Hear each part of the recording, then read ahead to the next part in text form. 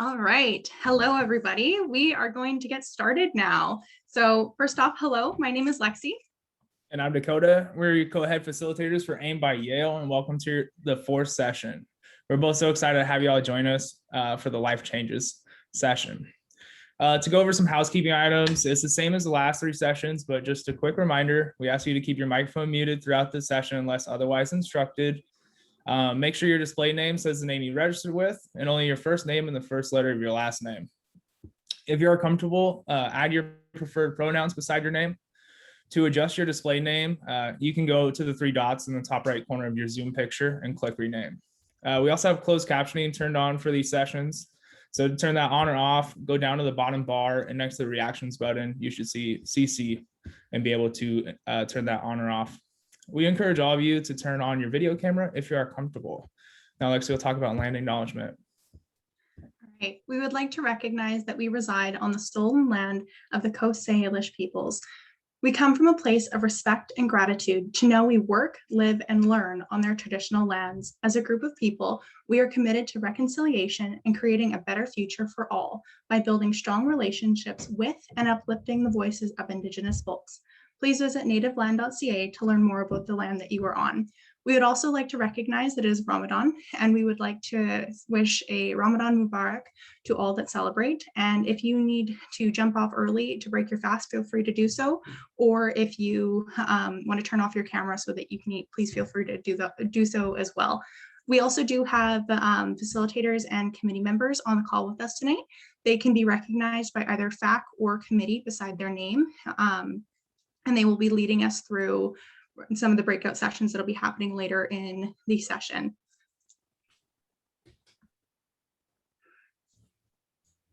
Awesome. And then for our agenda tonight, we have our first speaker, Coyte, kicking us off. And after that, we'll have Lindagene, followed with a 10-minute Q&A. And to start us off, we'll have our amazing facilitator, Alec, introducing Coyte. Go ahead, Alec. All right. Thank you, Dakota. Hi, everyone. All right. So Dr. Coyte Cooper is a best-selling author, international speaker, and executive coach in the field of leadership and performance. As a former NCAA Division I All-American wrestler, TEDx speaker, college professor, and the CEO of Flip the Script, Dr. Cooper has worked closely with thousands of proactive professionals to develop a unique transformational system that helps people radically enhance their focus, energy, motivation, and results on a consistent daily basis. In short, he helps those around him see situations through a different set of lenses and shares stories from his own life to illustrate his findings. Oh, and energy, a lot of energy. If you're not awake now, my guess is you will be by the end of his discussion. So without further ado, please help me welcome Dr. Coyte Cooper. Well, thank you, man. I'm so excited to be here. I love doing this, and but man, this type of group is so fun for me. I feel like with sometimes you go with slightly older audiences and they just maybe aren't as optimistic and excited, and just to have a group that wants to go out and make a difference and is passionate about that, it's really cool. Oh, no worries on the typo. Yeah, that's I get Coyote a lot. My name has been pronounced so many different ways, but I actually have had people hire me and they're like, your name's not Coyote, and I'm like, no, and they're kind of disappointed, but I'm like, I can't help you with that. So but yeah, Coyote's fine too, so no worries. So what I wanted to do today is just share a little bit of what I've learned. And I think it's interesting they asked me to do the life changes, because I feel like if there's one topic maybe I'm primed to be talking about now, it's life changes. And I'm going to tell you why based on one of my background. But another thing I'm going to talk about a little bit today, my wife and I about 7 months ago sold everything, and we've been traveling in a fifth wheel trailer across the United States with our kids. And so we've had some massive life changes, but with those life changes has come the Grand Canyon, the White Sands National Park, Glacier, just amazing trip around the United States. So we're maybe a glutton for life change. We are forcing life change right now. So we'll talk about that a little bit. But because I like talking, I'll keep talking and I won't get to the points. So what I'm going to do is I'm going to pop my slides up and then we're going to jump into this thing. And what I want to say though, as I'm getting this thing up, is that at any point, if there's anything you want to ask, if there's a direction you want to go in, like, honestly, feel free to ask me anything. I'm happy to stop in the middle of it and we can talk about something different. We can go deeper into something. You just let me know, because this session's about you. It's not about me. It's about helping serve you and get you to a better spot. So this one I called the Thrive Essentials, is just a logo I use for a lot of things that I do. I love what I'm most passionate about is helping people create habits, systems, shifts, so they can thrive in the key areas of their life. And right now I look around and there's so many people that I don't think are doing that. And we have some very, very unique challenges, but I really believe that you always can. And that's one of the coolest things. And so I titled this one Lessons for Life Changes, but not just lessons for life changes so you can go out and live all out. I feel like you're the kind of group that doesn't want to go out and kind of do it halfway. I feel like you're the type of group that wants to go out and do it all the way, feel like you're using it up. And so that's the way we're going to approach this thing. But before I jump into the lessons, I just want to give you, some of you may have heard my background story. For those of you who haven't, I'll go through this. And even if you've heard it, hopefully I'll tell it better than I've ever told it. I'm going to try my best. But I was a professor. I was a professor before this. And when I was 28 years old, I landed what I considered a dream job at the University of North Carolina at Chapel Hill. And it's this beautiful campus, just absolutely gorgeous. It's a top 10 public institution in the United States. I was in the area of sport administration, helping create leaders in college athletics. So that's one of the best athletic departments in the country in terms of all athletics. It was awesome.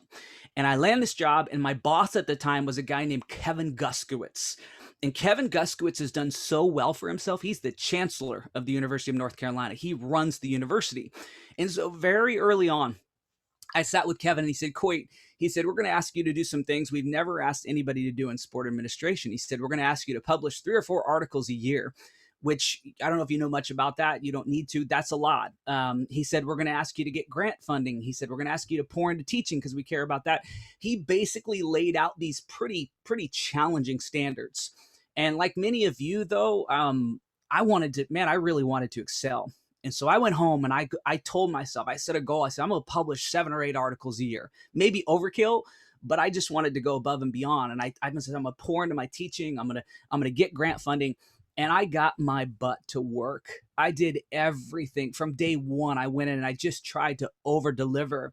And I started to publish 7 or 8 articles a year, poured into my teaching, got grant funding. And they have these, first off, let me tell you, the reason why this was so important, because when you're a tenure line professor, you get hired and for 6 years, you got to do your job, because in year 6, you're going to put your materials up and they're going to decide whether or not you're good enough. And if you get tenure, you got some serious job stability. You can go out and you can kind of do what you want to do. And it was just my goal. That's what I wanted. But if you don't get it, you get fired. You lose your job. And so that what was at stake is I'm like, I'm not taking any chances on this. So I started to publish 7, 8 articles a year. Year 1 comes around and I meet with Kevin. He says, Coyte, you've done everything we've asked you to do. Just keep doing what you're doing. And I thought, well, that's good. Like, I'm feeling pretty good about that. Year 2 comes around, same thing. Year 3 comes around, they get more serious. You take all your work you've done, and everybody in your department, your peers, look it over that's ranked above you. And they voted unanimously to let me keep moving forward. And they sometimes at year 3 will say, hey, you know what? You're not doing a very good job. Go find a job somewhere else. It's very kind of cutthroat, to be honest.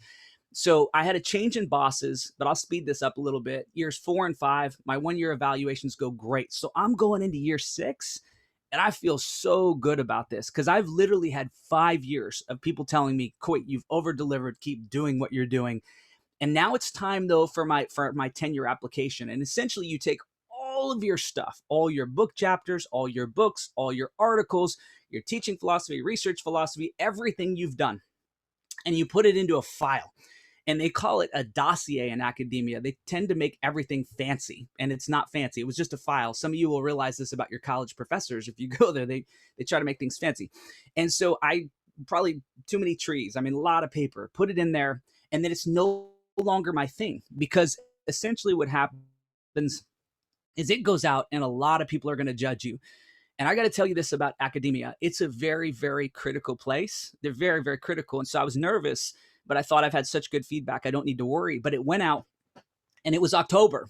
And this process it's supposed to take all the way like into March and April to get your decision. So you're basically like, your life's in limbo, But for like, I don't know, 6 months or something, you're just sitting there chilling, just hoping it's going well. And so anyways, it goes out there, and I get some feedback. The very first feedback I get is like, my department voted 12-0. There was no like, everybody unanimous support. And my chair, who was my boss, my senior associate dean, my dean, all full support. And so I'm going, man, this is good. At one point, I'm told it's like a red rubber stamp. And so it gets to April though, and I don't hear anything back. And I think this is kind of weird, but I thought my feedback's been so good. No worries. And then all of a sudden graduation comes around. It's May and I haven't heard. And now I'm getting a little bit concerned. And I still remember graduation ends, and it's the week after. My boss writes me, says, Coyte, I need you to come in. I have something to talk to you about. And my honest reaction was this. I'm like, this is it. Like, this is the good news, man. And I'm going to go in there. He's going to tell me I got tenured, and we're going to go buck wild as a family. And by buck wild, I'm talking Chuck E. Cheese. Like, that's how we do things with when you got a 4 and 6 year old, you just go buck wild at Chuck E. Cheese. So I'm thinking this is what we're going to do. So I go in there, and it's a gorgeous day, like just on this slide. And I go walking into my boss's office in a brick building like this, and I knock on his door. And he's sitting across the room at his computer. He turns around, he stands up, he's carrying an envelope. And so I think, okay, that's interesting, but nothing to worry about. And he comes, he says, Coyte, do you want to sit? He's got a big conference table in front of me. And I sit down, he's on the other side. And he said, Coyte, he said, I have something I want to talk to you about. And he cuts right to it. He said, I just want to thank you so much for everything you've done for us. You've been a valuable citizen to our department. And he said, I just want to thank you. And I'm this optimistic, positive guy. So I jump in and I'm like, man, thank you. Like, I've loved being here. This has been like a dream job for me, and I've loved it. And I'm so grateful for that. And then I looked at him, and I bet everybody here has been around somebody at some point where they just sense and they know that they're about to hear something that they don't want to hear. And yours might have been getting broken up by somebody or a teacher giving you bad news. But I'm sitting there, and this guy was a really nice guy. And I could tell because his eyes were sort of like watering. Like I could tell he felt bad about what he was about to do. And he said, Coyte, he said, I'm so sorry to be the one to tell you this, but you've been denied tenure. And what that meant, again, just to reiterate, boom, I had lost my job. Did not see it coming, could not prepare for it. And when you get big news like this that kind of rocks your world, it's not even like your mind responds first. It's like your body responds first. I felt like my stomach dropped out from under me. I felt like my throat was kind of closing up. My face was flush. And then I remember, I'll never forget, I had two initial thoughts that came right away. Number one was, what does this mean for my family? Because I had just bought a new house. We had our 2 kids there. We were long-term planning to be there. I just didn't know what that meant for us. The number 2 thing I'll never forget, very, very unique thought, but it's the honest truth. And am I damaged goods now? Like, am I going to be able to get another job at another university? Like, how do I explain this? And it's weird how our brains will go into these weird places. And then the last prominent thought I had was, I just want to get out of here. And he wanted to talk to me about a different job opportunity. It would have been a demotion, but I would have got paid the same, and it would have taken care of my family. But I just didn't want to talk about that because I knew there was one more thing I had to do. And I always imagined on this day that I would be calling my wife, Brandy, and saying, Brandy, like, we did it. Let's celebrate. Let's go to Chuck E. Cheese. Let's go crazy. And instead, I'm sitting here like, how do I tell my wife in a way that doesn't shake her the way that it just shook me? Like, how do I do that? And finally, I'm like, there's no way. Like, she's gonna feel this. And I thought, she's my soulmate. So like, I just need to call her and just break it to her. And then I did a horrible job though. The way I broke the news was really bad. And I'm guessing most of you would do a better job than this, but I called her up. I put Brandy, I put it on here, and she answers. And I just said, I didn't get it. And she's probably thinking, you didn't get what? Your lunch? What are we talking about, dude? And I said, I didn't get tenure. Now, I want to tell you something about my wife. She is one of the sweetest Midwest girls you will ever meet. But if you push a Midwest girl the wrong way, they have some fight in them. My wife, Brandy, was mad. She was fighting. I mean, she was like, first off, she said, are you kidding, Coyte? Because I'm a bit of a joker as well. And this is one of those times where I wish I wasn't a joker. And I said, I'm dead serious. And she said, well, what does this mean for our family? And I said, I don't know, but I'm going to come home and we're going to figure it out. Now, before we transition, I just want to tell you this last thing. In the weeks afterwards, I went through a variety of different feelings because this was a big life change. I mean, this was my entire life being turned upside down. The first thing I felt was confused because I'm like, how in the world do you get 5 years of like really good feedback and literally not one single bad comment? And then have like this one committee at the top who's never met you vote 7-1 that you don't get to stay. I'm confused.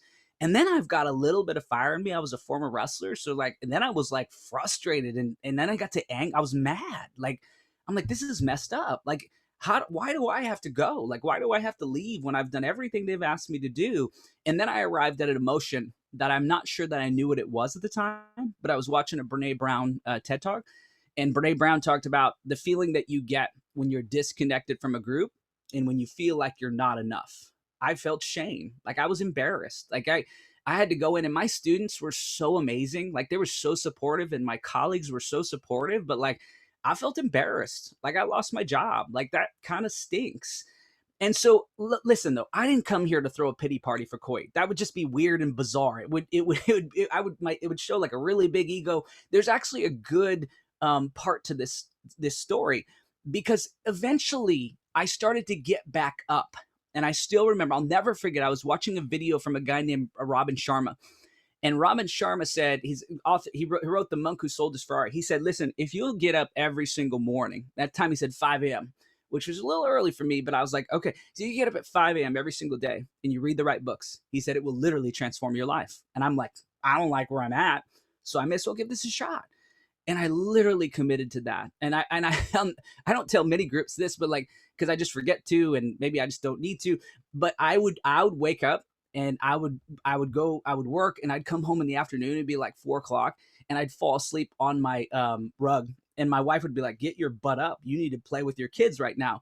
And I wanted to, but I was so tired. But then I adjusted to it. But I started to flood my brain with like optimistic, positive things every single day. And then when I started to read things, I started to learn about these really cool habits like gratitude and meditation.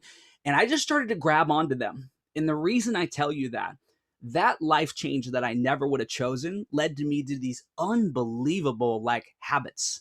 And so what I want to do, I've never, this, what I'm going to share with you today, I've never shared with anybody. If you've heard me talk, you'll hear like themes from it, but these will be different than I've ever done before. But the greatest superpower, I like the idea of putting superpowers. Listen, here's the thing about change. The truth about change in life is it is inevitable. When we say life change, it's almost like it is what it is. Like life will change and you will not be able to control it.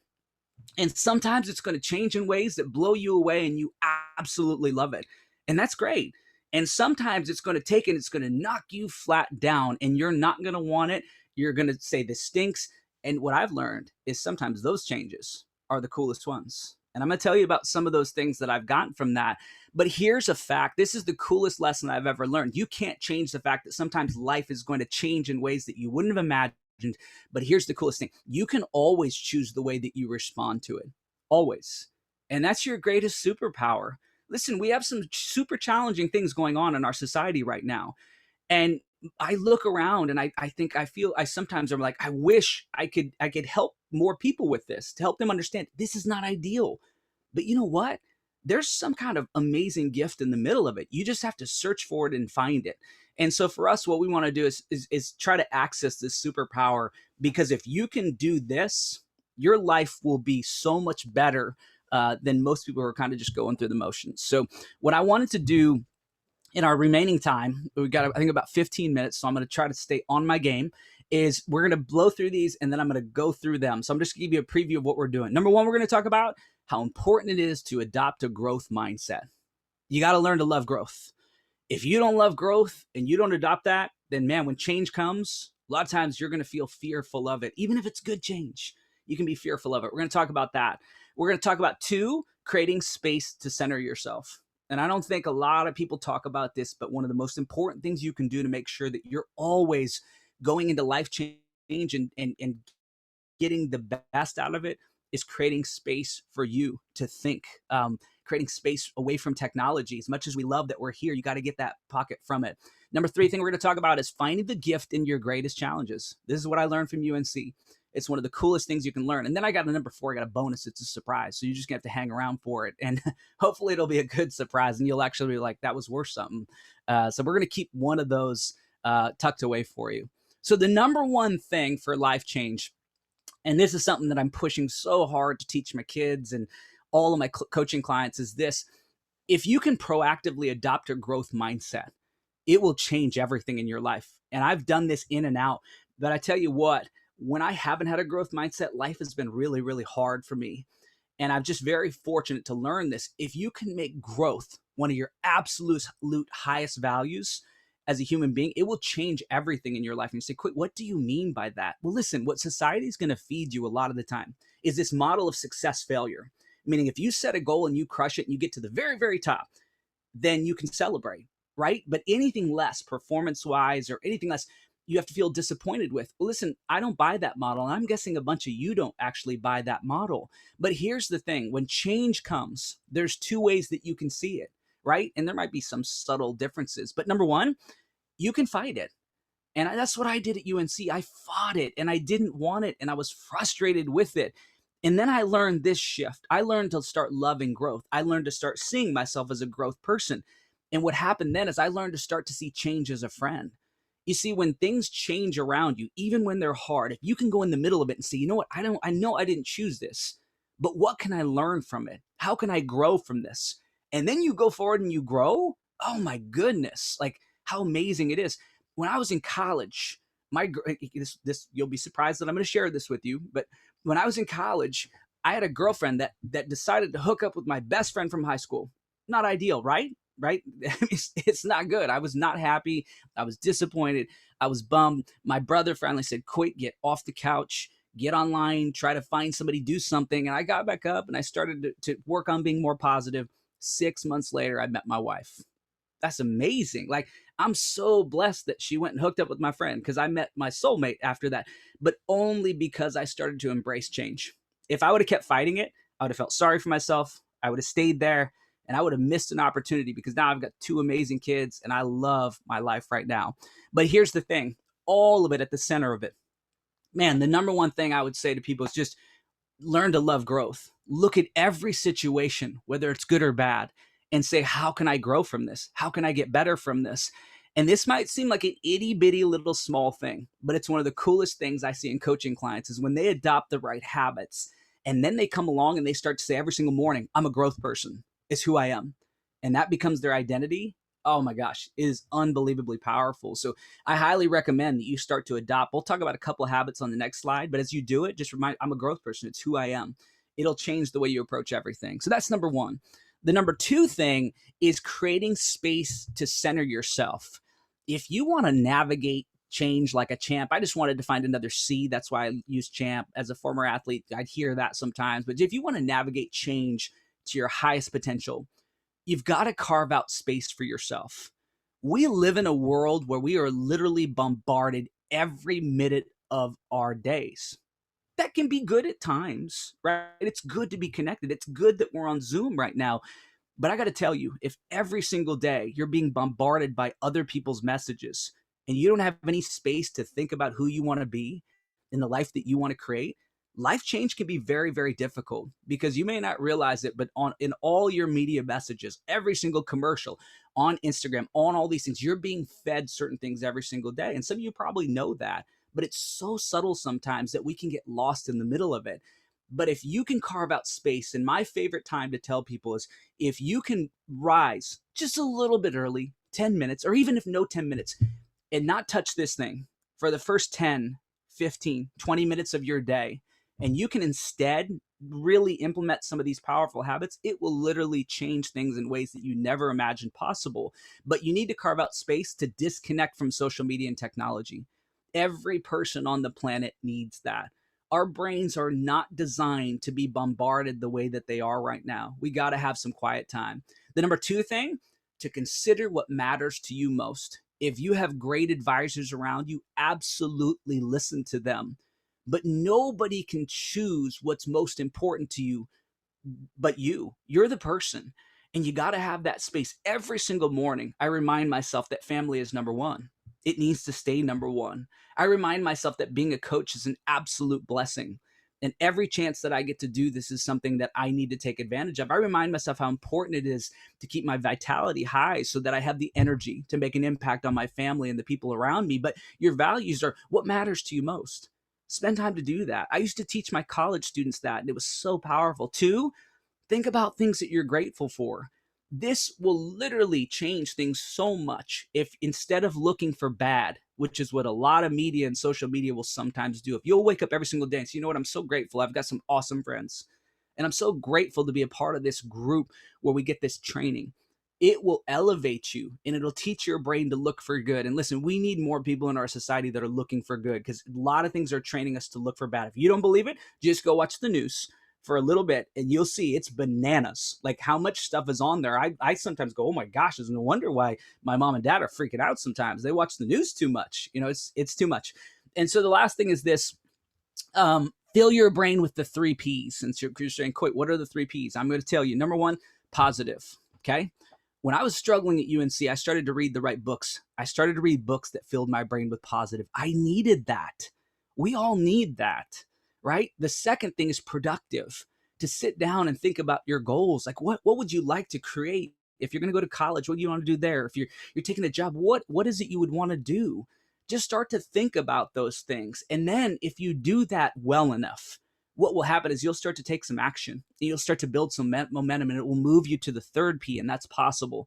You'll start to realize that you can really make a cool difference if you're consistent with your habits and you carve out that space. And so this is just me saying, listen, always make time for you. You're going to go off, and if you go to college, you're going to have all this time where you're studying, you're learning this stuff. But if you don't make time for you, everything else is harder. And so if you have questions on how to do that, reach out to me afterwards, and I'd be happy to give you some tips on that. The number 3 thing, and this one will go fairly quick, but it's find the gift in your greatest challenges.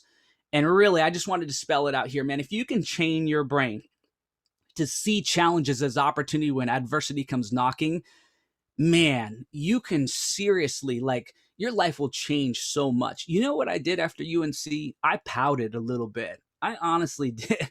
I felt bad for myself. And you know what? To be fair, it was probably fair for me to feel bad for a while. But after a while, I got a nice kick in the butt in a friendly way. And here's why. My reading habit led me to a book called Man's Search for Meaning, a book by Viktor Frankl. And if you've never heard about this book, Viktor Frankl was a guy who, when Hitler was treating people worse than maybe any time in human history, he was put into concentration camp, and his entire family was put into concentration camps. The things they did to people was just staggering. And one by one, all but one of his family members were brutally murdered. Now, I don't know about you, but I thought this, like, if somebody did that to my kids and my wife, like, man, that would have rocked my world. Like, I would have been so just upset, right? And I can't imagine not feeling just so much loss. And I would have been maybe angry and wanting to get revenge. And he might have felt all those things, but he didn't act on them because he had a belief. And this is a belief we've already talked about once before. It's the superpower. He said, listen, you can't control what life does to you, right? But the greatest freedom that humans have is the ability to choose your response to any situation in life. You know what he did? Instead of doing those things that would have been not productive, he set up suicide watch camps and poured into others. He believed that he could get out and he could give people hope, and he did exactly that. And last I checked, his book has sold like 50 million copies across the world, and he's given people hope. He gave me hope when I was struggling, and I was sitting on my couch reading that book. I was like, man, my first thought was like, wow, like he took one of the hardest situations ever and he turned it into this just unbelievable gifts. Like, it's just crazy. My second thought was like, man, I'm kind of being a baby, because like I may have lost my job, but like I have got these just amazing kids right next to me. So we have a question real quick. Yeah, unmute yourself too real quick. Yeah, go ahead. I was just wondering, what was the name of the book? Man's Search for Meaning by Viktor Frankl. Okay, thank you. Yeah. Good question. And so I thought, man, I'm kind of being a baby, because like I may have lost my job, but like I've got 2 amazing kids in the other room. Like, yeah, and they're wild animals sometimes, but like they're so awesome. And I've got this wife who loves me. And you know what? I may have lost my job, but I've got skill sets and I live in this country where we can still go out and like do our thing. Some people don't get to do that. And you know what I learned from that? I learned the power of gratitude, right? Because how can you do what I'm talking about the slide? I call it my 3x1 blessed bank. I've done this for thousands of days straight since I lost my job at UNC. The first thing I do is this three. I take those three things every single day. And I think about right off the bat after my meditation, I think about how blessed I am to have my family, to be able to be my kid's father and to be my wife's husband is one of the greatest gifts that I've ever been given. And I think about how blessed I am to be able to coach and be able to do this. Like, how cool is this? And then I think about, and so I go through these things. And my challenge is this, to not mail it in. I need to feel that gratitude every single day. And when I do it, it's crazy transformational. But I want to give you one more thing. Here's the one, because you're like, Coyte, well, what's the one, right? Some of you are curious. And you're saying, what's the one? Here's the one. And I learned this from Viktor Frankl. I took my biggest challenge, and I highly recommend you trying this. And I asked myself, what could I be grateful for? And at first my brain's like, nothing, dummy. You lost your job. Like, there's nothing good about this. But I'm stubborn. And so I refused that answer. And I kept asking it every single day.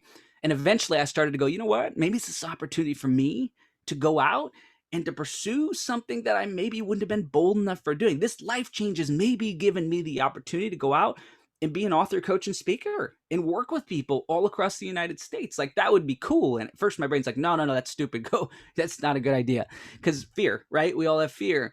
But I said, no, that could be it. And I kept asking it. And eventually I started to believe it. And then I started to move on it. And then I started to do it. And it was so much cooler than my previous job because it was a better fit for me. And I in the middle of it, I learned this unbelievably, another ultimate superpower. And that's, if you can train your brain to find opportunity in the middle of an adversity, you've got this unbelievable skill set. And here's the coolest thing. You do this enough and your brain will just do it on its own. It's crazy how you can form a new neural pathway. How do I know that this works? Well, let me tell you. When COVID came, I lost $35,000 in business in 2 weeks. That's how I support my family. That's not ideal. And people say, Coyte, well, how did you respond to that? I said, honestly, it took me a couple minutes. And then I started to think, well, what could I do with this? What could be the opportunity? And you know what? I started to think, well, I can do more online talks and I can do online coaching and I can set up my courses and I can work with more people. I need to do that anyways. And then what came along is we decided to sell all our stuff and travel. And now I'm on this like epic adventure that I never would have considered before. Why? Because life gave me a challenging life change. And I looked for what was good in the middle of it. Now what I've learned, I don't want to travel across the United States all the time. Why? Because I want to put my kids to bed every single night and tell them how important they are to me. And that's important, and I'm going to fight for that. And so the Blessed Bank is really powerful. And then the last one, just one I had to throw in there for you. This is so important, and I just hope you have more people telling you this, because I wish more people would have told me this. When challenging change comes, don't settle in your life.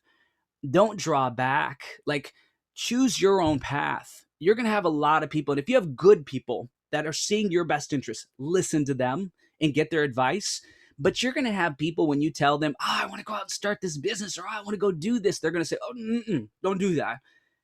Don't necessarily listen to that. Carve your own path, one that will fill you with peace, purpose, and joy. And when you go out and you stumble, or you come to this spot where you feel like you should be making a life change, learn to listen to your intuition and be willing to go for it. Because I don't know about you, but my philosophy in life is, and I've had to learn this from getting fired, is, to just be willing to go for it, because life's short and you can do really amazing things. And that's why what we're doing right now, we call it living outside the limits, selling everything, traveling. This is us in White Sands National Park, and I highly recommend, if you ever get in New Mexico, go. It's unbelievable. I didn't even know it existed, and we got there. But the only reason that I've been able to arrive at this spot and find peace, find purpose, find joy is because I've learned to take life's challenges and turn them into something positive. And I couldn't do that. I've had a lot of people close to me when we've said, hey, I want to go out and I want to pursue this dream. They've said, don't do that. You should draw back. And I haven't listened. And I'm so glad that I didn't listen. I'm so glad that I have a rock star wife that keeps telling me to go for it. because we've arrived at a place where we really truly love our lives. And I have to believe that that is one of the ultimate purposes, is to go out and live your life at the highest level. So go for it. You have capabilities to do amazing things in your life, but sometimes you have to be willing to take those life changes and turn them into something really special. So this is the final thing I say before I open it up for questions. I'm right on time, so I need to make this quick. This was the day I left the University of North Carolina. And I'm going to be straight with you. I am not proud of what I'm about to tell you, but it's the honest truth. I took this picture, and you're going to say massive ego. And I had a big ego at the time.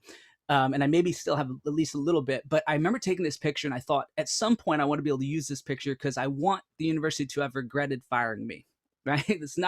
I'm not proud of it, but I did, man. I was hurt. Like I didn't like where I was at. Now, 5 years later, I look at this picture and I think, man, thank goodness that happened to me. Thank goodness that life challenge happened, because I look back now and I think that was never the right fit for me.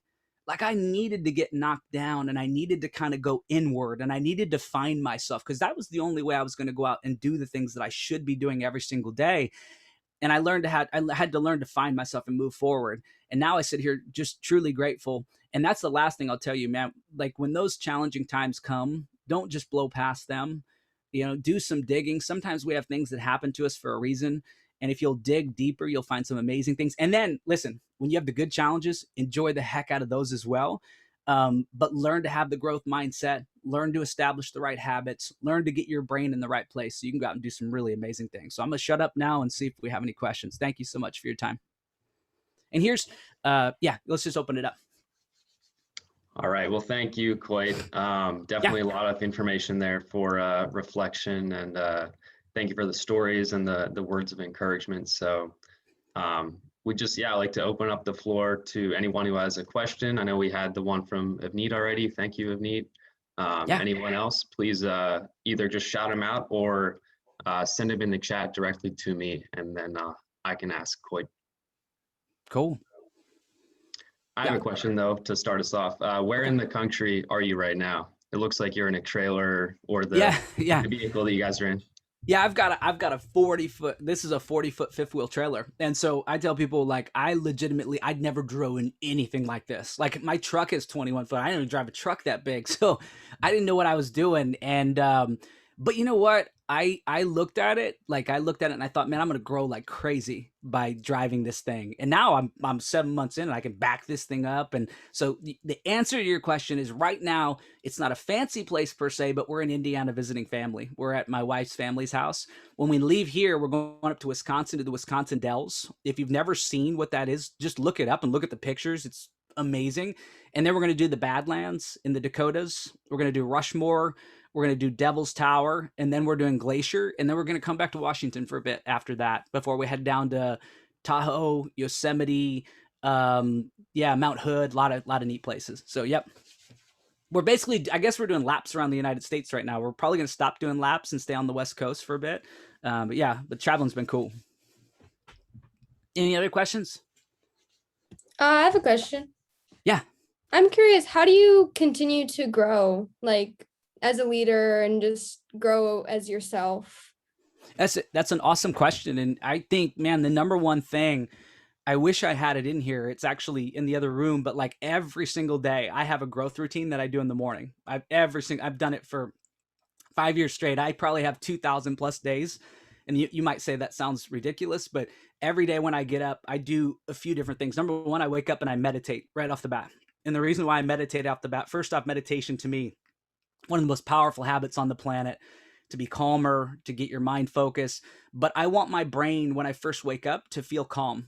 Like I want it to know what calm feels like. I don't want to have it be frantic. And then I go through and I do gratitude. I do a bunch of these habits, and then I read every single day. So how do I grow? Every day I put at least an hour into personal growth, like where I'm reading the right books, I'm working all that and doing those things. And so I've just really committed, to that, like just growing every single day. My wife, used to really get mad at me because I'd wake up at 5 a.m. and I'd get in trouble because I'd wake her up. Now she's done 900 plus days of this stuff, and my kids are close to 500 days of habits too. And it's cool. So we're just a growth family. You know, we really work it. And I'm telling you right now, there's not a better investment that you'll ever make than investing in time in yourself. Like, because people say, well, that sounds selfish. No, like when I do that for myself, I'm so much. Didn't do this and I just woke up and I jumped on my phone, I would be super impatient with them. Like I wouldn't be a good dad at all.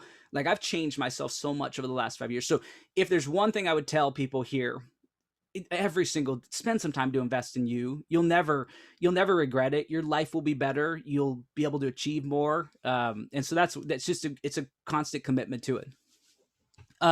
We had somebody ask, did COVID affect your decision to travel like we're doing? It did. Yeah. When COVID came, and so maybe not in the way that you think, but when I lost $35,000 in business, my wife came to me shortly afterwards and she said, this was her idea. And she's not like a crazy risk taker, but she said, what if we did this? And I was like, yeah, no, that doesn't sound like a good idea. Like, I don't know about traveling around in a trailer. Like that's crazy. First off, I thought that's just a lot.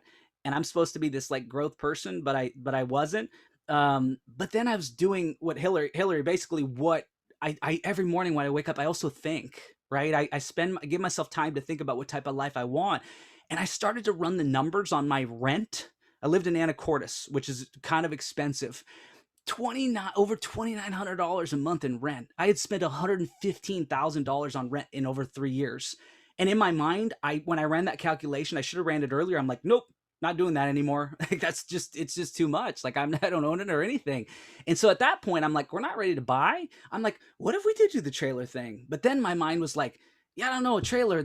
I had an idea of what trailers were. And then I went and looked at them. I'm like, dude, those are nice. Like I could travel in a trailer. And so I got to get back to Carol's question because I'm getting off topic here. My wife came to me and proposed it. And I thought this could be really cool. Like kids were not in school anyways. It was sporadic for them. Like I thought, what if we went and showed them the country? And my gosh, my kids in 7 months have seen more than I've seen in my entire life before this. Like I don't think they even know how lucky they are to see what they're seeing. We were at one of Abe Lincoln's boyhood cabins yesterday, like just chilling at Abe Lincoln's boy house and just like seeing stuff like that and teaching them that way. It's been just amazing. And so, and they've been fortunate too. Like some people wouldn't agree with this, but they've been able to continue to play with kids because in Arizona, they allow that. And so some people may not like that, but we felt comfortable with allowing them to be kids in different places. And they've been able to do that. They're happy. They're healthy. They're getting lots of vitamin D because they're in the sun in Arizona every single day. But yeah, just a really cool adventure for our family. I don't think we'll ever forget it. So I'll try to shorten my answers too. I'm enjoying myself, so I don't want to get off here quite yet. Any other questions anybody has about anything at all?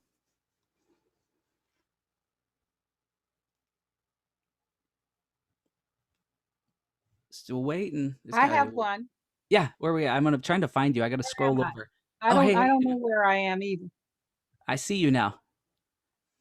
There I am. There you are. Hey. I have to wave to find myself. Yeah, gotcha. Yeah, I'm Lindagene Coyle, and I wonder, how are your children reacting to this trailer living?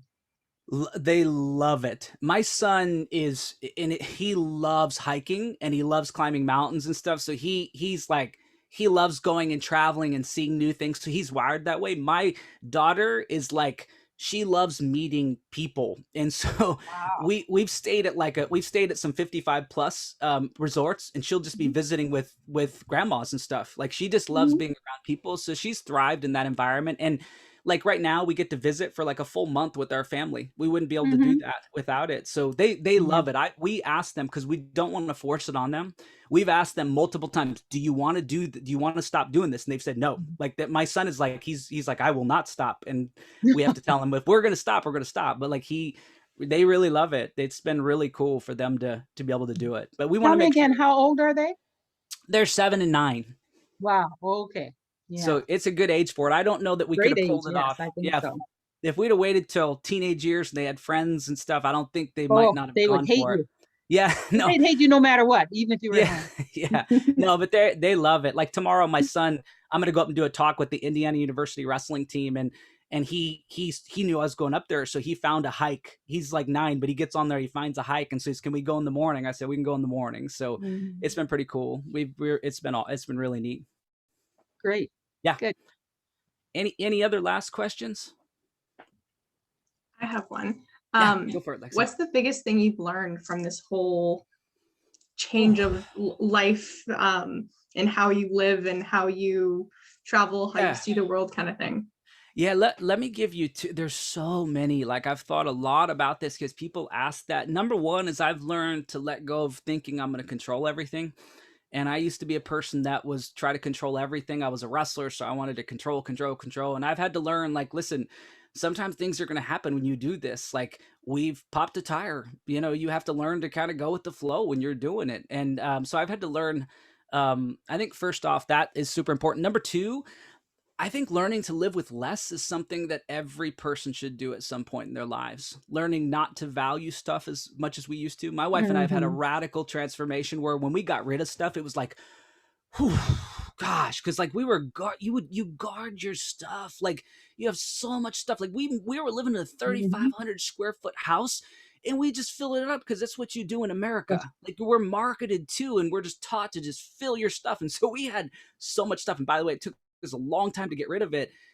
And then I'll tell you one more thing. Like, I remember going to the dump one day because we'd sold things, we'd given stuff away. And then you go to the dump and you're like, wow, we're really doing this to our planet. Like, we gather and we have to get rid of it. And so we've learned not to do that. We don't want to do that. Living in a 450 square foot trailer is awesome because we're like, don't have room for it. Don't want it. Like, nope. But I think it's changed the way we look at everything, and it's helped us disconnect, like get out of just just all the hustle and learn to just love being in the moment. Like, learn to just love being at the Grand Canyon when you're at the Grand Canyon, and when you're in Sedona, just like take Sedona in. And so I just think just a different pace. We're different people. It's crazy how much you can change, but getting rid of stuff was like so powerful. Like, just and we look around now and we go to like family members where they're in that hustle where and this is just, hopefully you won't get into this if you want to have kids someday. People are working so hard that they can't even spend time with their kids at 5 or 6 o'clock at night. Like, they come home and they're giving their kids their iPad and there's no time. And we're like, no, like, we will not do that. And so just choosing a pace of life that fits us. Like, I'm going to, when I'm done, I get done in the evenings and I'm spending time with my kids. A lot of times in the afternoon, I'm spending time with my kids. Like, we're living life the way we want to live it. We're living outside the limits, but it suits us really well. Yeah. Great. We're carving our path. Yeah. Congratulations. You can come to my house and clean it out if you like, if you need that. We'll have to do that sometime. Use those skills.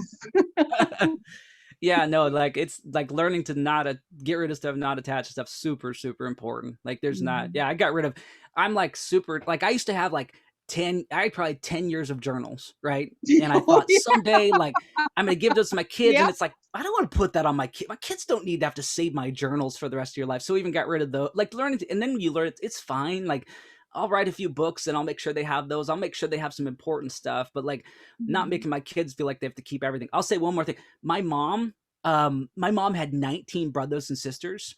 And they grew up in a small village in Old Harbor, Alaska. My mom grew up with kind of nothing because when you're in a village, you can't buy nothing. And so my mom like keeps everything. And so when we're getting rid of stuff, she's like, you can't get rid of that picture. You can't get rid of it. She wouldn't let me get rid of everything. I'm like, I'm throwing everything away. We are getting rid of, not throw it away, but we're giving it away. But like, it was crazy to see the difference, but it'll free you up if you don't get attached to things. Yeah. Yeah. Excellent. We had one more question. Where will we land after this journey? I have no idea. I would say if I had to guess, there's going to be a spot for us in Washington. But if someday we're traveling and we love it in Montana or Colorado, then maybe we find a lot land there. I'm not sure yet. We just want to enjoy this one day at a time. So not sure. We'll figure it out. I'll let you know, hopefully in a couple of years or something. I'd say come to Canada, but the border's closed. Sorry about that. We will absolutely come to Canada as soon as we can. We're going to be up in Canada, maybe traveling up to Alaska too. I've got a quick question. Like, how's it going, Coyte? Hey, how's it going, man? What's going on, Austin? Yeah. So I Coyte, like, that's my buddy. What recommendations could you give to anyone about like following like the few steps, like even just the 3 or 4 steps out of the flip the script, the actual, Yeah, Just I for mean, some I people would, yeah, like what tips yeah. can you have for people just to get started if they don't have your book, for example, like Hmm. to just like wake up in the morning at a certain time and just Yeah. that's Yeah, like, you know what I mean?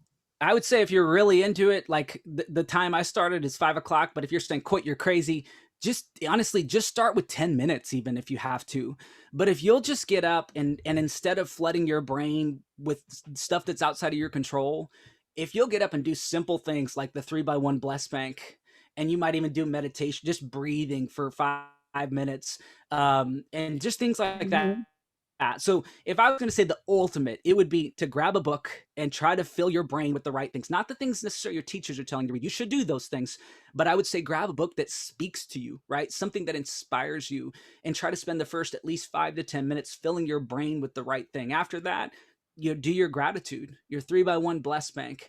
And then you can choose some different options there. I would say meditation, but if you just did those first three things or those two things and started your day different, unbelievably powerful. So, and I would say honestly, not many people will follow up on this, but if you follow up and you want to jump on a Zoom call for 5, 10, 15, 20 minutes and talk about this, I would be happy to help you with that. And I'd be happy to give you a list of recommended books and a guided meditation if you want to get started. But man, it's crazy powerful. I tell people this, the magic of like really creating awesome change, the magic's in the mundane. Okay. Meaning, it's not fancy to get up and do gratitude every single day. You won't feel like it. But if you follow through and you do it, oh my goodness, like it's crazy what it will do. Your brain will start to just look for good and you'll start to attract good. It's just really cool. And if you read the right books, it's just unbelievable how it will change you. Like I'm so different now, even in the last year because of the books I'm reading. So I would just say if you'll just spend the first 15 minutes, I'll just reiterate one more time, 5 minutes of reading would be huge to start. 3x1 bless bank, 5 minutes of breathing meditation, 15 minutes. It will radically alter, the rest of your life in a positive way. So yeah. And I'll put, I just saw on here, I'll put my email on here. And I'll even put my cell phone. Don't blow it up, but just if you need anything, just write me. I'll put there's my email, and here's my cell. So if you just wanted to text anything or anything like that to set up a time or anything to chat, there it is right there. So there's my contact information. Austin, thanks, man. It's so good to see you, man. We should catch up soon.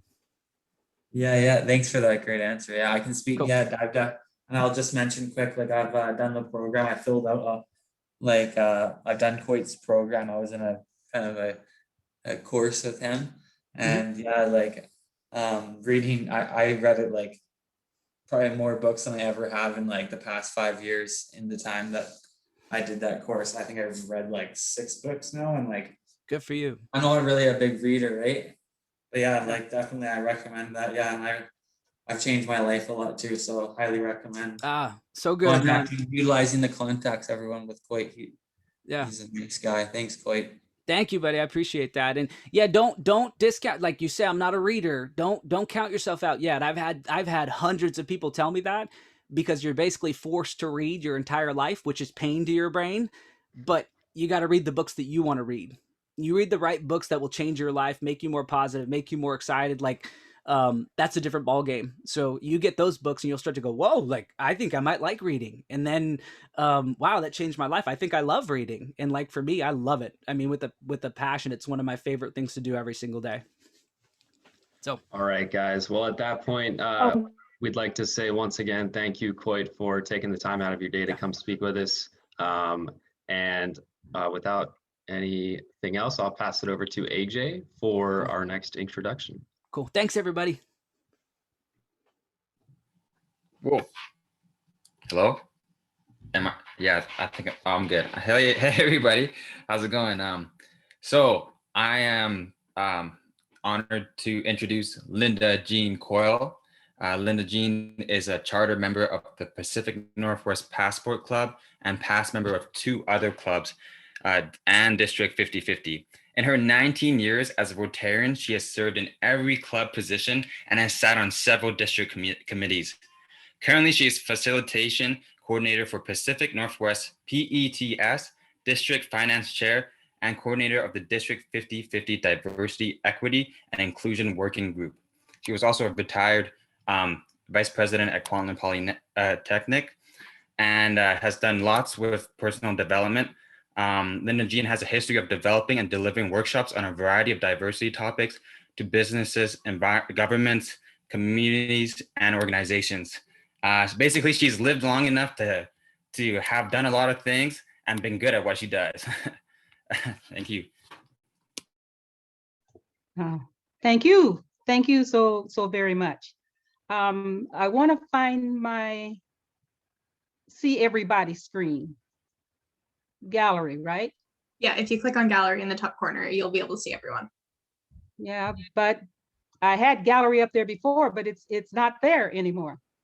Side by side gallery. I'll do side by side gallery. There you go. Okay. All right, great. Thank you. And welcome this evening to the last session of AIM. First question. Well, no, I'll start. Second to last. Pardon? Second to last session. Second, well, well, it's my last session. What can I say? First of all, who here is at their very first AIM session? Is anyone here? This is the very first one you've been to? Okay, everyone's been at some of the other ones, okay? The other question I have is, did everyone get the handout that I sent? First session. Pardon? It's James's first session. I saw James put his hand up. Okay, it's really hard when you have these little boxes. So yeah, good. Those who are seeing things can tell me because I can't see everything. So this is but did anyone not get the handout? Because there's some questions on there that you're going to want to refer to, but you'll have other people in your breakouts that you'll be able to. Okay, Abby did not. I don't know if someone can email that to her, or if you can get an email. Okay. Ajay is going to type it in. Okay, you remember that you can also, any questions that you may have, you can post them in the chat room.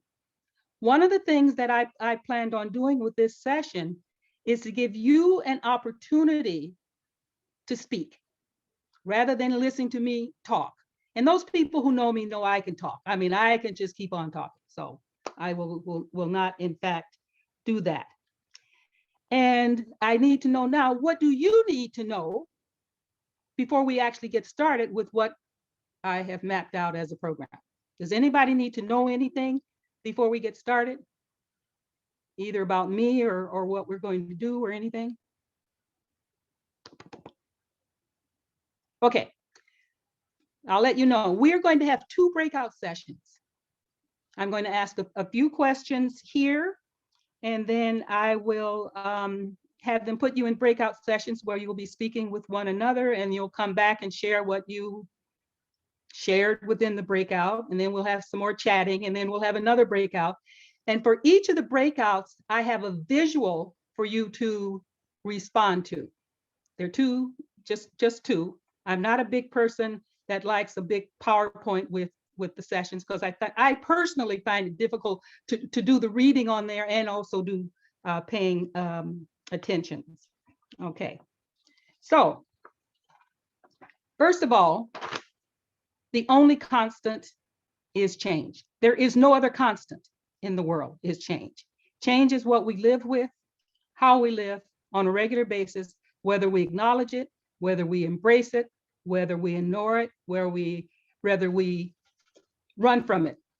But it is, in fact, the only constant, and it happens all the time. And sometimes it sneaks up on us before we even are aware. Okay. I actually want to ask you,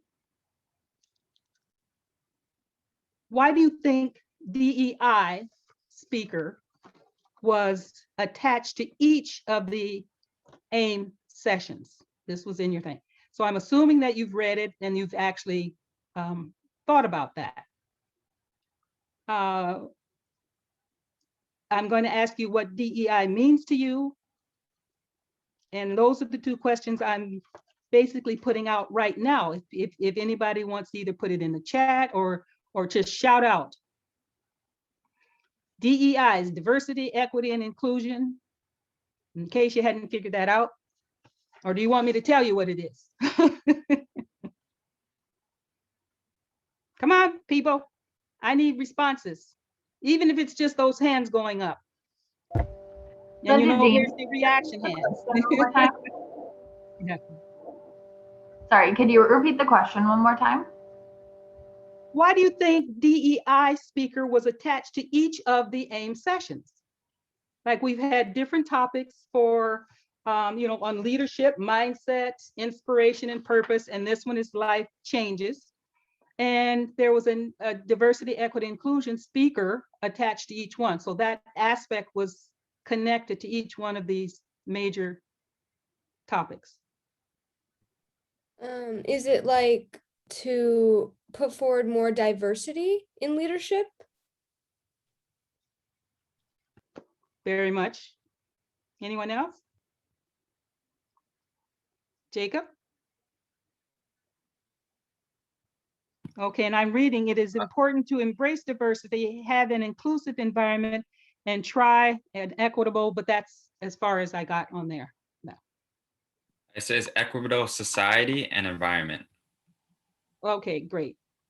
It would be And great for one of the facilitators, if they post something, they could read it out to the rest. Mhm. And Nora also said to emphasize how diversity should be involved in every aspect of our lives. Mhm. Okay, good, good. Oliver says, I think there was one DEI speaker attached to each because all they apply to all people, and that is something that must be recognized. Excellent. Oh, I'm going to want a copy of this chat room, because those are some great responses. Exactly. Well, I'm going to just very quickly, so that I can give you more time for your conversations with one another, to just very quickly go over diversity, very quick, short, not in-depth definition. Diversity. First of all, it's like change is the only constant. Diversity is the only reality. There is diversity in every aspect, whether it's rocks, dirt, flowers, trees, people, cars, there's diversity everywhere. You cannot really deny diversity. You cannot deny it. You might want to pretend it doesn't exist, but it really does. So diversity is really the norm. It is in fact the norm. And of course, I'm going to send you into the breakout rooms where I want you to have more of a conversation about equality.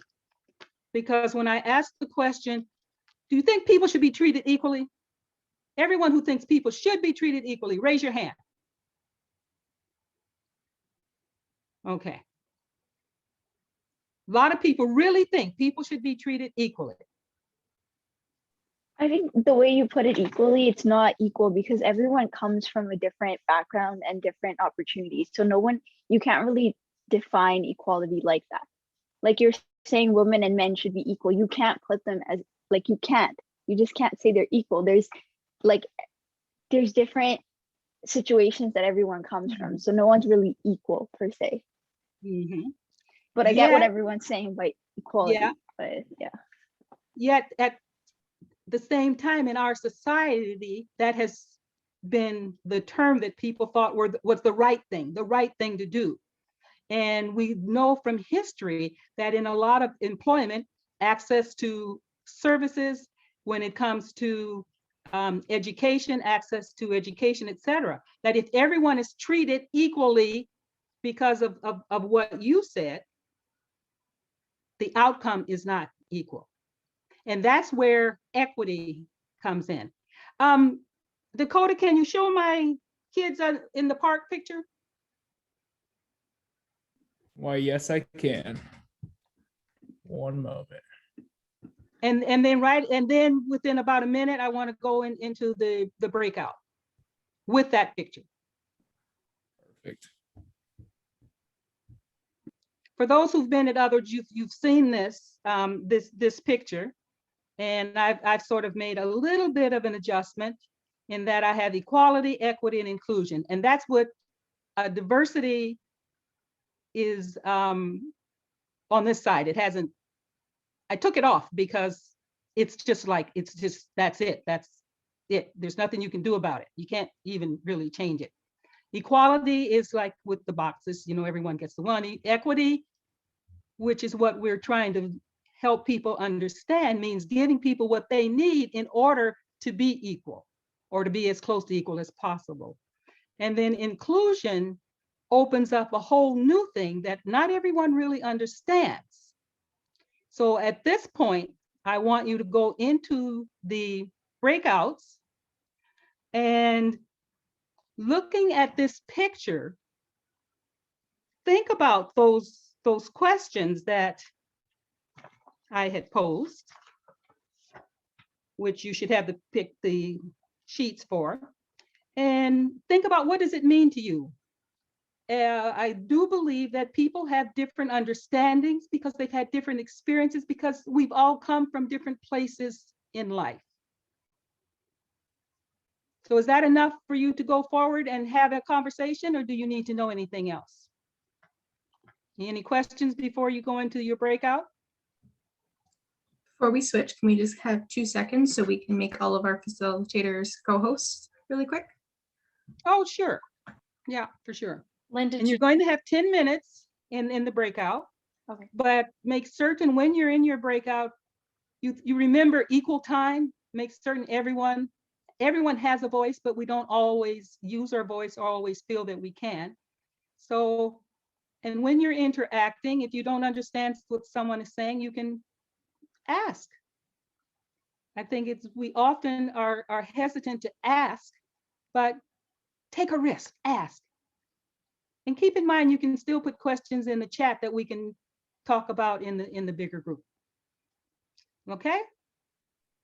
You can say when you're going to move to the chat rooms. Are you still wanting us to come back after and share 2 minutes from our group, or? Very definitely. I don't want you to go away. Yes. And of course, each of the facilitators is supposed to make certain that there's a reporter, that so that you come back and you have 2 minutes from each of the groups to share, so that we can have a collective knowledge base growing. are we ready to go? We're good. Ready to go.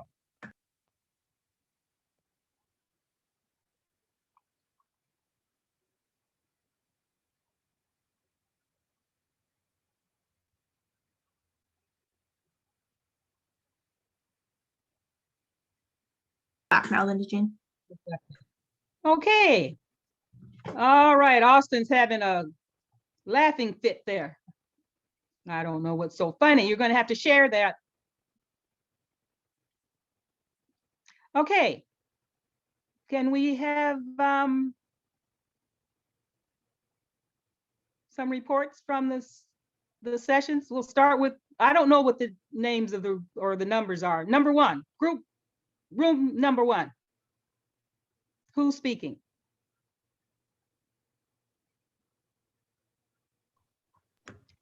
Holly, go.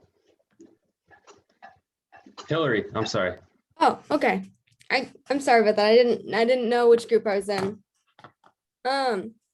So my group, we talked a lot about breaking down barriers and about equity, and how equity works to be sort of a true equality, where you take people who are given equality and almost unfairness, and you adapt to the diversity of them. And so that's kind of what we talked about, which was like redesigning to almost to adapt to people's different upbringings and just different ways of life. And so that was really cool. And we looked at the image and kind of took the fence that was separating the people from the baseball field and saw that as this barrier. And we talked about how do we break down barriers? How do we treat people with equity? And even more so, how do we treat them so they can see the baseball field, and they can all see, and they don't need to have extra help. And that was really cool. And I really enjoyed talking about that. I just really love how we get to see that there's so much diversity. And because of that, there's so many ways to adapt to it and to, show equity towards others. So that's kind of what my group went over. Thank you. Next group. Come on, we're here for a good time, not a long time, so we're going to have to speed it up. Alex. Hey, hey, I got our group too. It's all good. It's all good. It's all good. Yeah, we had a really good group. It was a lot of fun. We talked about the questions of diversity, equity, and inclusion, and Keshvi brought up good examples like the Black Lives Matter movement and how we have to move with that moving forward, and how BIPOC communities are coming together and fighting for what they deserve. And then Jacob and Leah, they brought up how like they agree with that, and all the kids in my group, they all talked about equity, which was Kate, Jacob, Aaliyah, Keshvi. They all talked about equity and equality, and how we didn't really quite have a grasp on inclusion. And what we got was that equity was kind of like making up for people's disadvantages, but inclusion was taking away the boundaries that cause those disadvantages. That was kind of cool. Yeah. Great. Excellent. Thank you. 3. Next. Come on. 4. 5. I think we were 4. Okay, let's go. No, so our group had some great discussion. Really just starting off with, have everyone having a seat at the table. We had an analogy of, King Arthur's round table, where everyone's just equal and has a seat there. They feel valued and heard. We're embracing differences. Everyone's included no matter their background, appreciating people's differences. And then I think we talked about sort of this transition between, originally we thought, everyone should be equal, and then there should be equity. And then now it's this inclusion. And so, part of it for equity was just depending on people have different needs and are in different situations. And so, even for learning, it could be you're a visual learner, you're, right.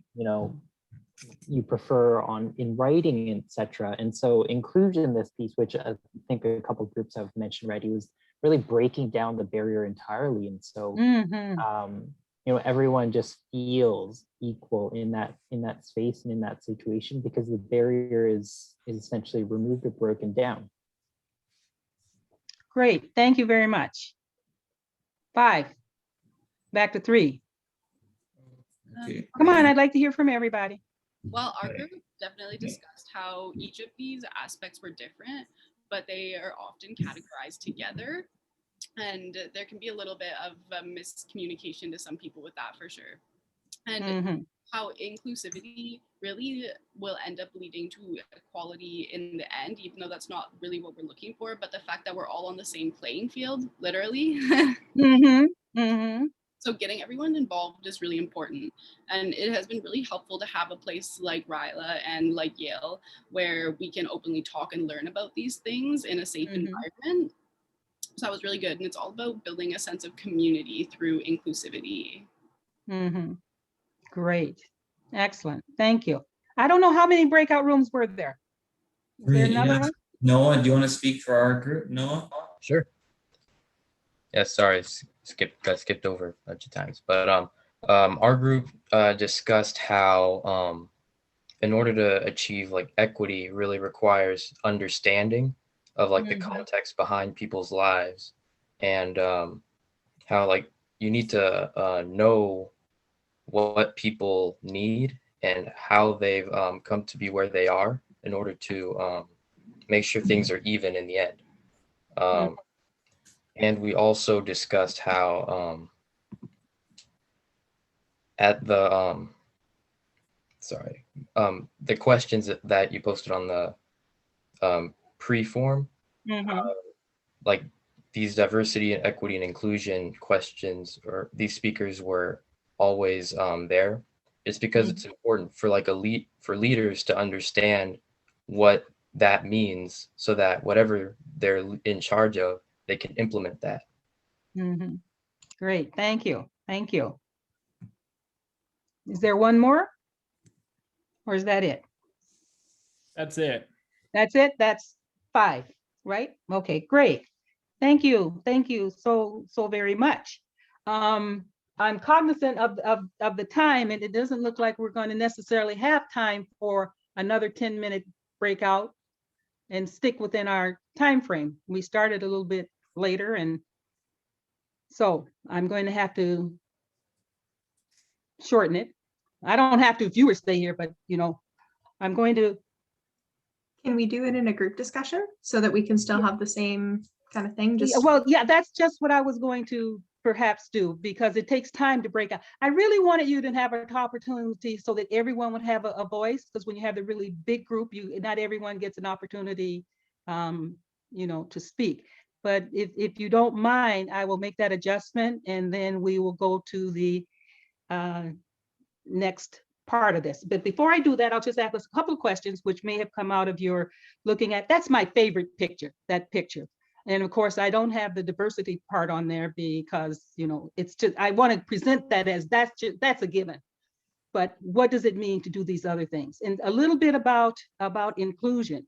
Just as diversity in the D is an absolute given. It just really is. Nobody can deny it. Inclusion requires action.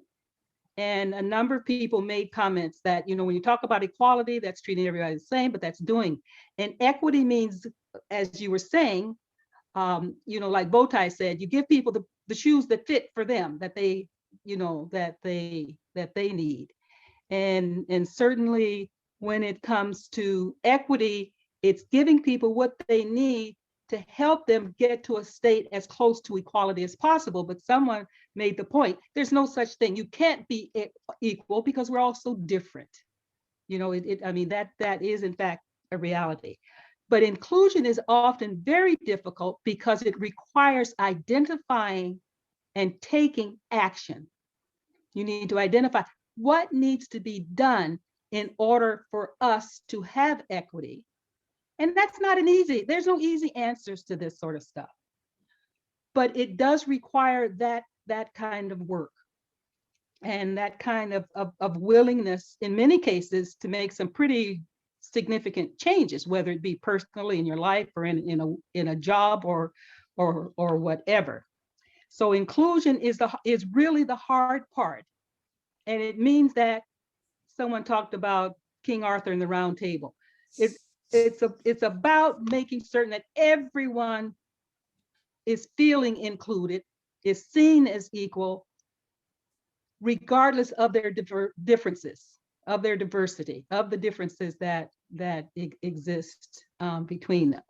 And also, you would have heard talk about the visible and invisible aspects of diversity, where what you see, and so often in our society, we think of diversity. Matter of fact, most people, when they think of diversity, they think of skin color, really and truly. Certainly in North America, that's an issue that comes up immediately. Like, that's what makes you diverse. You're different. Now, someone also mentioned BIPOC, and I wanted to explore that a little bit. Does everyone know what BIPOC stands for? Come on, somebody tell us, what is it? Remember, I told you it wasn't me talking here all the time. BIPOC. Hello? What is BIPOC? I know what it means. Mm-hmm. I learned it's like Black, Indigenous, people of color. Mm-hmm. Those are that correct? Those are what the words mean. But what does having that really mean?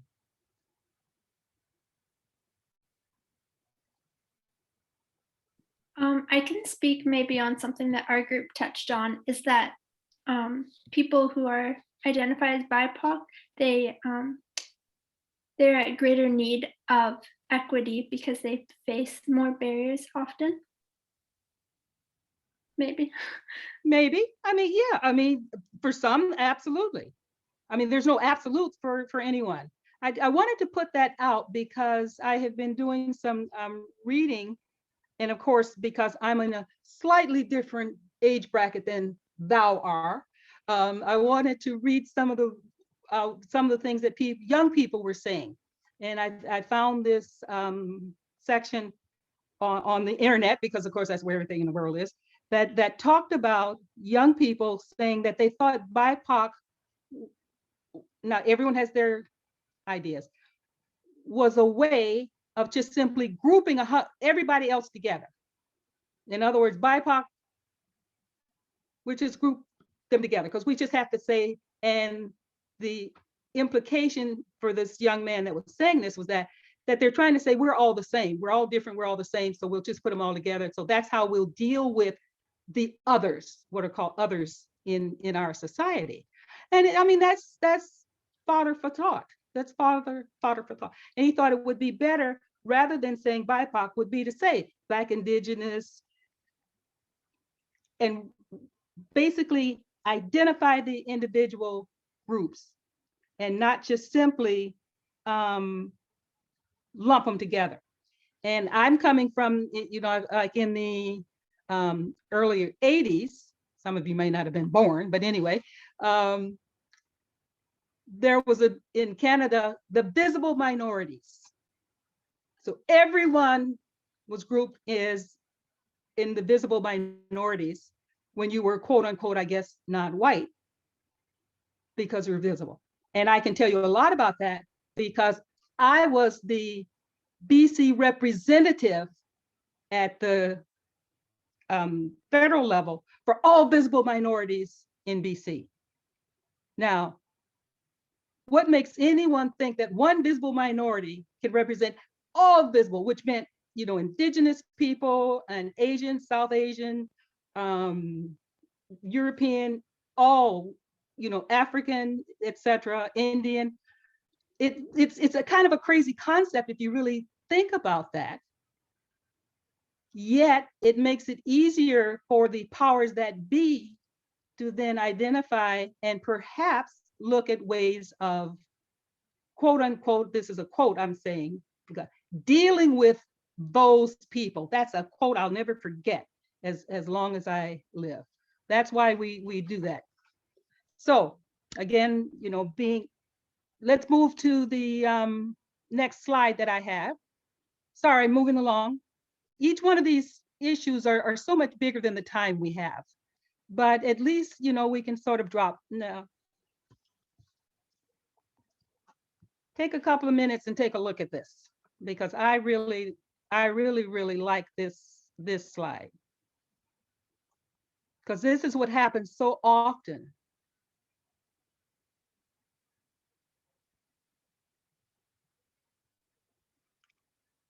That we really don't necessarily see the world the same way other people see it.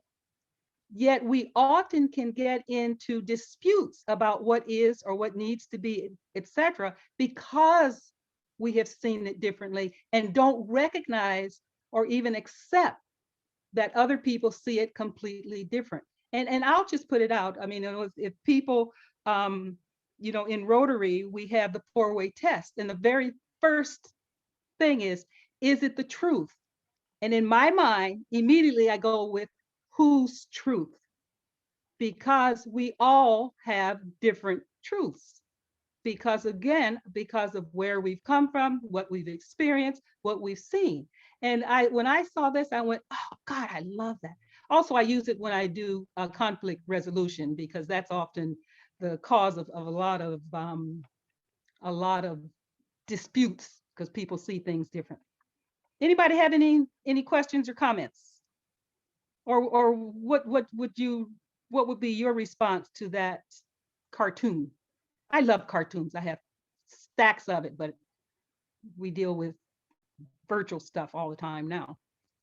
I think it's kind of where this saying comes from, like agree to disagree, right? Mm-hmm. Like everyone, like what you said, has different truths of what they see, right? So mm-hmm. It's okay. You just need to accept the fact that they will think differently, right? And it's not, again, what you said before, it's not like tolerating it. You have to embrace the fact that they see that specific situation or whatever it is differently than you do. Yes. To basically understand that you may not have seen it that way. I mean, you can run into that with something as simple as someone who's colorblind. And you talk about a color and they say, no, it's not, it's gray. No, it's not, it's whatever.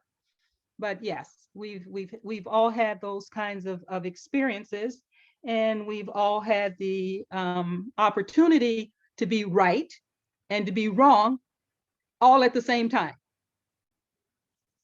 So I do need to wrap it up because of the time, but I do want to, let me ask first of all, did anyone have any other question before I give you my final pearls of wisdom?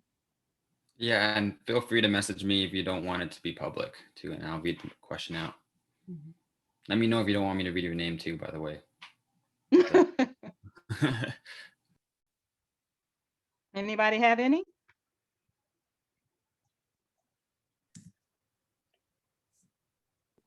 It's not really about this, but the equity and inclusion, it was we were discussing this a lot, and I already told a couple of people in my group, but another thing, like our welfare system, right? We have it, it's like equity is putting everyone, it's like you're giving money to everyone, you're letting them, or like the homeless, like you're giving them enough money to per se manage their lives or like get on with their lives, but maybe just get rid of the problem, right? Give them jobs, right? And we were discussing how many like jobs, like there's literally jobs in the welfare system that there's like over 50,000 jobs of people handing out money to the homeless, to those who don't have work, right? What if you just gave those jobs, like, you know, came up with jobs for those people instead, and you wouldn't have to like give away money, they would earn it themselves. So it's like, that's sort of like looking into inclusion of getting rid of that barrier and getting rid of the problem itself, instead of like, you know, dealing with the problem or thinking of solutions. Maybe just get rid of it, right? Exactly. And I don't think oftentimes the people who are addressing issues look at it that way. It's, I mean, you know, it's like having a big medical problem, but rather than finding out what's causing it, you just treat the symptoms. And is that correct, that I'm interpreting what you're saying, that that's what's happening in society, treating the symptoms, not the root issue? Anybody else?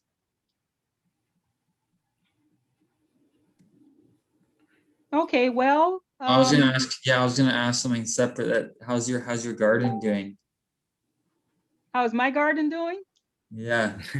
Well, I have had a lot of other issues to deal with, and I haven't been out there taking care of it the way I would, but that's one of my favorite things. And the Mother's Day is coming, and I'm really looking forward to flowers planted.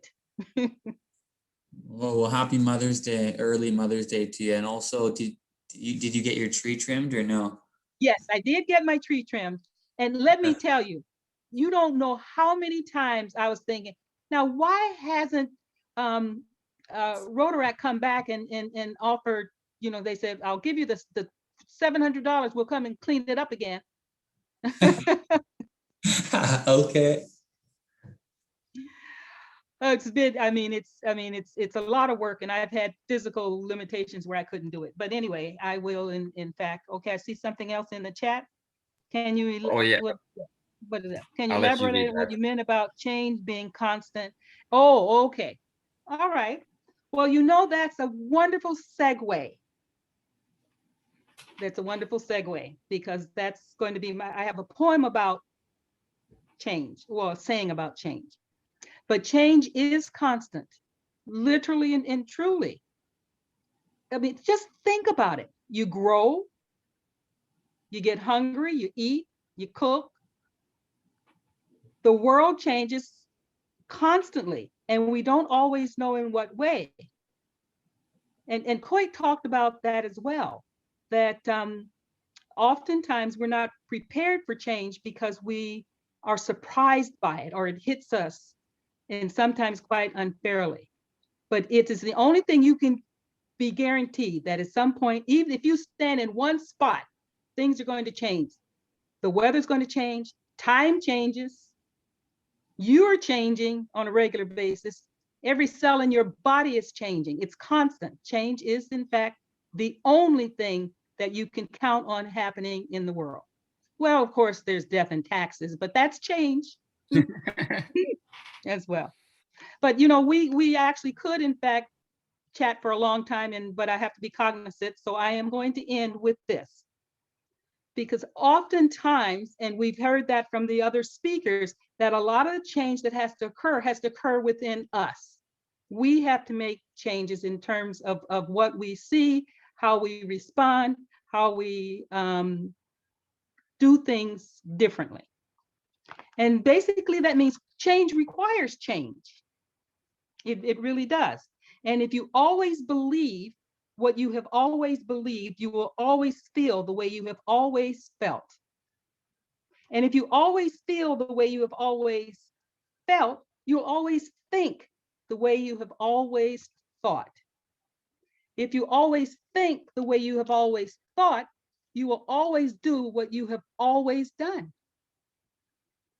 And if you always do what you've always done, you'll always get what you've always gotten. Because if there is no change, there is no change. And this was I got this from one of my students, about 16 years ago, before I retired. And I thought it was really quite profound. And it in fact really does speak the truth, that when it comes to us on a personal level, and since this session was on life changes, we all go through life changes. We don't always get to choose them, but as Coyte had said, we can choose how we respond. And those are my final words. Only because we've run out of time, not because I don't have more words. Thank you so much, Lindagene. So that was thank amazing. you all so much for your participation. And I'm sure you're going to have a great party at the next one, right? Next one's going to be a bit of a celebration. All right. Well, thank you so much to both Coyte and Lindagene. That was fantastic. Just so much valuable information to all of us. There's one more question if Linda can answer. Sorry. Thank you. The last question, it says a little late. Oh wait, back to our conversation on equity. How can you convince people that all people are worth investing in, that creating true equality is worthwhile? Oh, great question. Oh yeah, that's an excellent one. And basically the reality is you cannot convince people if they're not willing to listen. You know, they can hear what you say, but not listen well enough to really understand. And you do have to go to where people are. Just like that little visual with, you know, the 6 and the 9.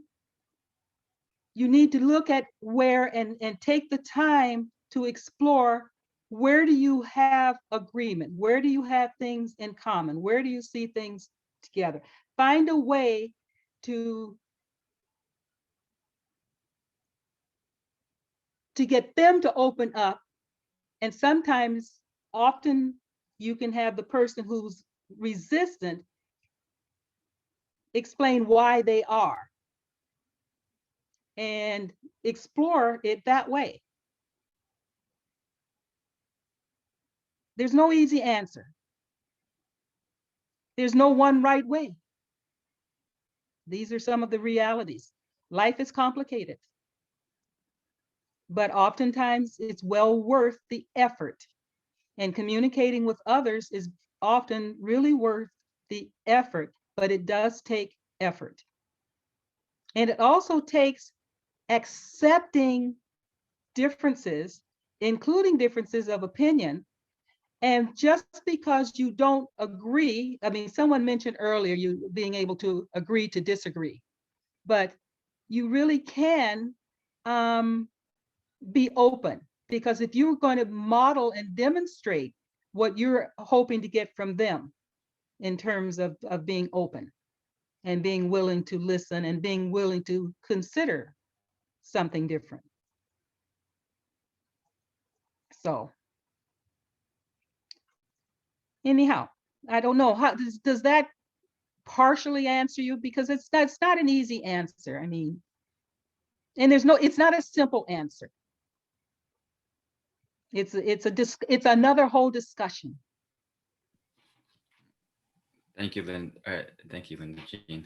Thank you. Like, it's okay to disagree, but what's important is that we have an understanding. Yeah, and sometimes you have value differences, and that's a whole issue. And it's very similar to what historically people have always said: don't bring it up politics and religion, because when you bring up politics or religion, people can be really polarized and be on really opposite ends of a scale. And the issues around diversity and equity, it's very much that for some people. But you need to be well aware that not everyone will think the way you do, but you need to be clear on what you think, and also continue to seek out answers. Have the conversations. I think these conversations are what's very, very important. And we aren't going to have all answers, but at least we can explore the ideas.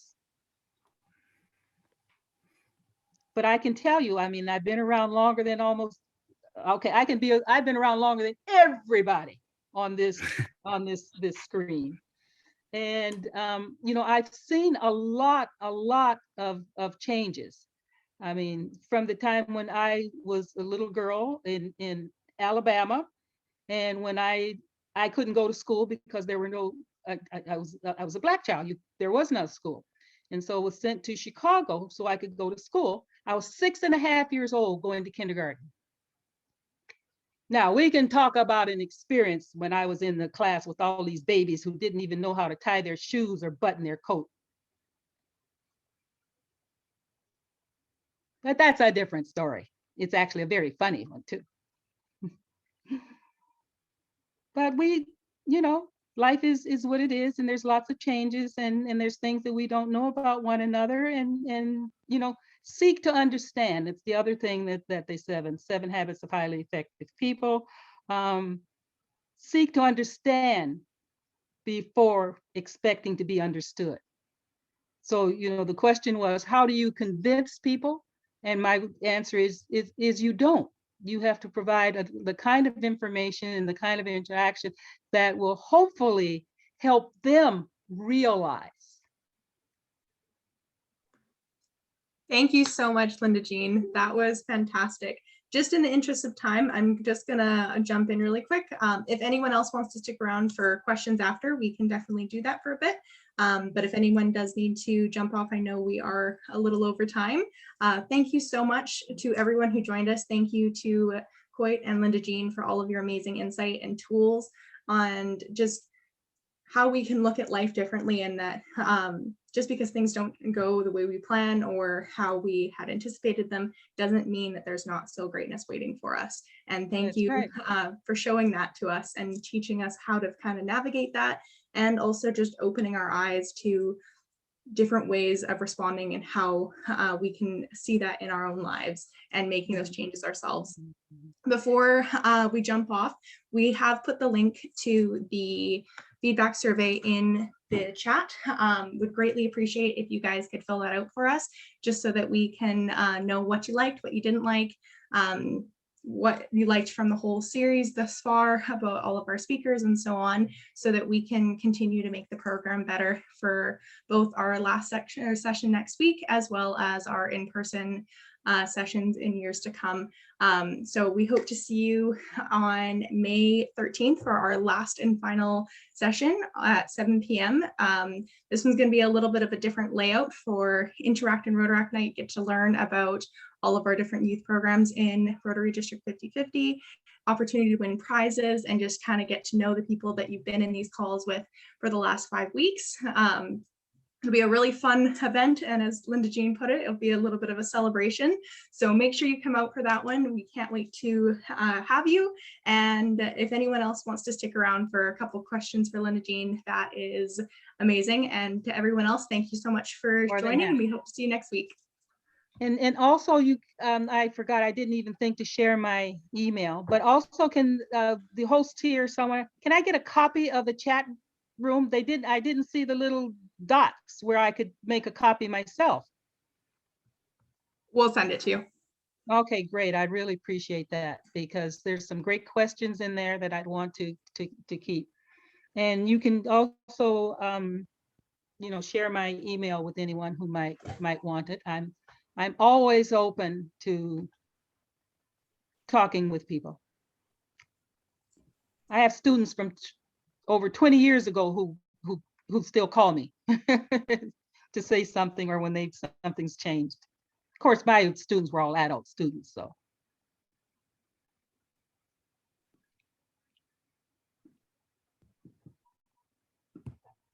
Does anybody have, I mean, if you know, if you want, and I want to say, Emerald, oh, did you leave me?